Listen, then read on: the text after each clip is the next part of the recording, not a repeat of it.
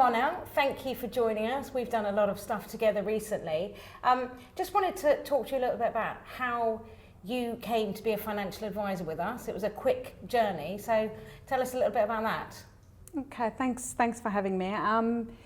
Yes, I started in South Africa a few years ago, started studying because my dad and I had a bet and he said you weren't going to finance and you were going to challenge accepted. Yeah. So started studying, writing the exams. I always thought in my life that numbers is not my thing, but I wrote the tax exam and I got a distinction, and I thought, wow, wait a minute, maybe it is something I should look at. So yeah, he's been very supportive and he's always said you can do it. So. And that's a bit of a weird one because you were in marketing. Didn't you have a professional career in marketing before that? I did, yes. Marketing and hospitality, hotels and game lodges in South Africa. Oh, nice.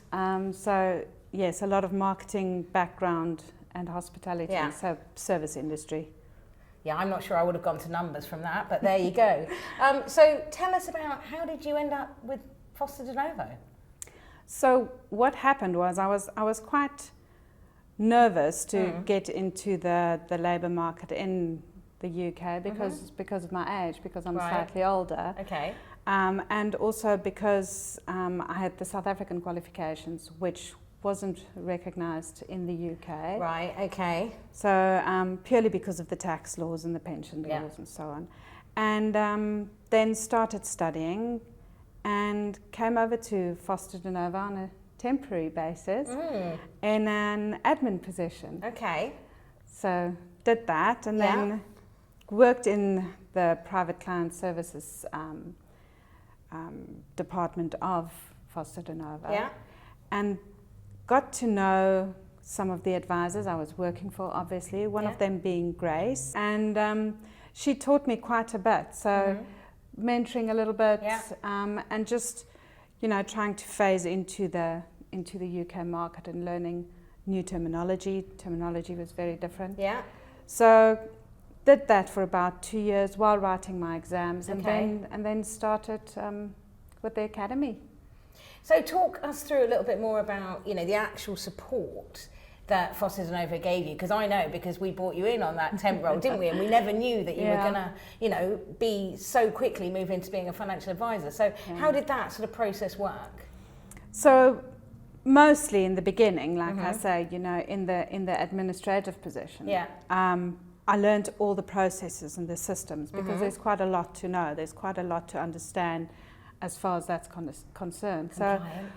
So got to know quite a bit about that. Yeah. And then through Grace, got to sit into some of the meetings and get to see how we deal with clients and the process, the path we walk with a client. Okay, yeah. And Foster de Novo assisted me, helped me with, giving me the time and the support to write my exams, to complete my exams, and then also to go into, the academy where I met other advisors as well. Okay, yeah. Who's been in the industry for quite some time. So, learning from them. Yeah. Because books can tell you only so much. Yeah, exactly. And the advisors really were supportive. It's a real family atmosphere at Foster de Novo. It is. It does have a very familial feel to it, doesn't it? Okay, well, thank you for that. And talk to me about, the firm of FD. Obviously, we're quite female-led, which I enjoy thoroughly. But talk to me a bit more about how that helped you and encouraged you through the process. Well, it's always a thing when you're surrounded by women. You know that you can't just sit and do nothing because women know how to work. So it was nice to know that you had the female support. Yeah. And it was nice to know that women understand women's situations. Yeah. So the support was there not just from a knowledge and technical point of view, but also, just from I want to say mental health kind of support. Yeah. That was all there. And teaching the soft skills of selling. Which is key. Yeah. Key in the role, isn't it? Teaching the soft skills and knowing how to deal with a client. Yeah. You know, when you sit in front of a client and they're sharing intimate details of their finances, how to make sure that they feel that they could trust you and that they're okay. Yeah, I mean, that really is key, and sometimes we forget about that because it's such a relationship-driven role, and it is intimate and it is personal, isn't it? I mean, we've got, you know, over 50%, I think, of our employees are women, and I think you are such a good example of showing what can be done, and a little bit of my sort of star in the making for showing, you know, guys, what you can do here and how much support, you know, we're willing to give. And we've recently joined, and I keep banging on about it, but I'm going to do it one more time, the Women in Finance Charter, which really means that we can, you know, develop our policies and processes and all that sort of stuff, report back to HM Treasury. You know, we're already looking pretty good on the stats, but you know, I think having someone like you as a bit of a spokeswoman, I should say person, not sure, is brilliant for us. So, you know, I just want to say thanks very much for that. No, it's been a great journey. It's been fun. Yeah. It's been not too difficult because I had all the support. Yeah. And I think there's no reason for any girl or any woman at any age, for that matter, to come into the financial services world and join a company like Foster de Novo where you are fully supported.